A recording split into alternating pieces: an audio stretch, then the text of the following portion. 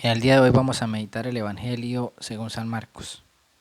Por la señal de la Santa Cruz de nuestros enemigos, líbranos Señor Dios nuestro.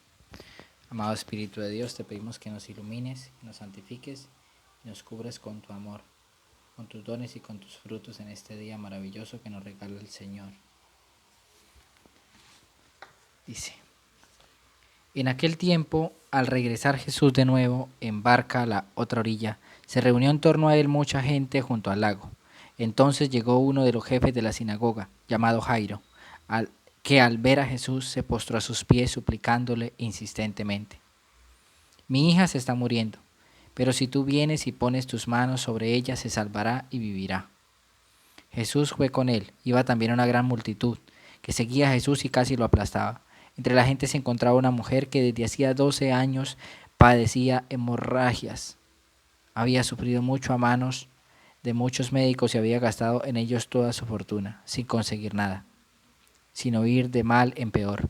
Aquella mujer había oído hablar de Jesús y, confundiéndose entre la gente, llegó hasta él y por detrás le tocó el manto, diciéndose a sí misma: solo con que toque su manto me curaré. Y efectivamente, le desapareció de inmediato la causa de sus hemorragias y sintió que había quedado curada de su enfermedad.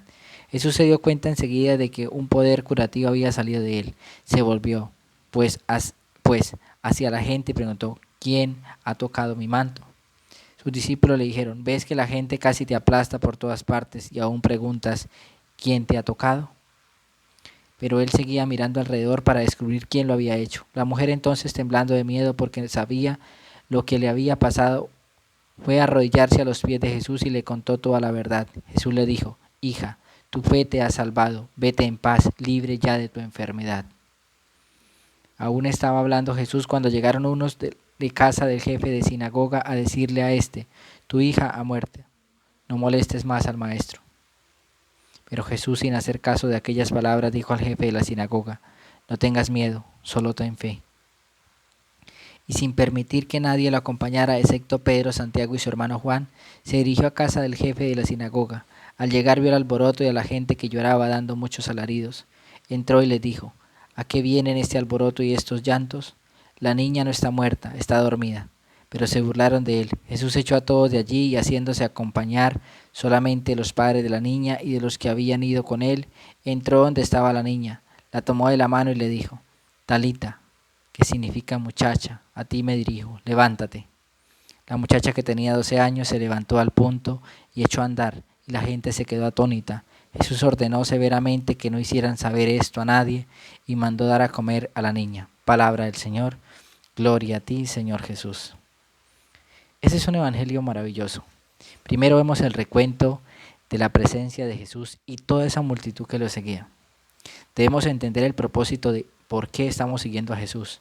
¿Acaso estamos siguiendo al Señor por una necesidad física solamente, o por una necesidad espiritual, o porque lo amamos, porque sentimos que a su lado somos felices?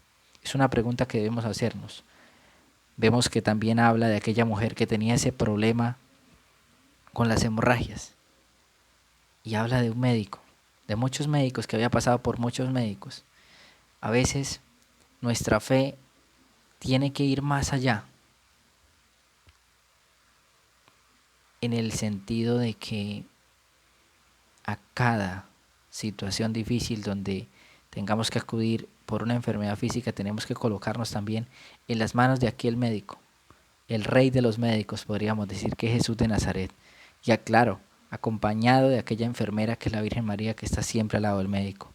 También vemos a una multitud que lo seguía al Señor y a una multitud que estaba del otro lado, donde muere esta niña, al parecer llorando, tal vez criticando, tal vez renegando porque Jesús no había ido. El Señor por encima de todo mira la fe, por encima del sufrimiento, por encima de todo mira la fe. Y fue lo que colocó tal vez este hombre, el papá de la niña, en Jesús, mucha fe. Hoy el Señor nos invita a tener fe en su corazón, a tener fe en la iglesia, a amarle y a servirle.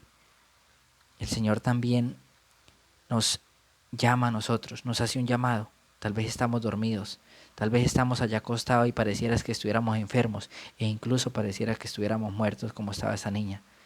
Pero a veces estamos un poco dormidos, o demasiado dormidos. Hoy me dirijo a ti, hermano católico. En el amor de Cristo y del amor de María Santísima, levántate.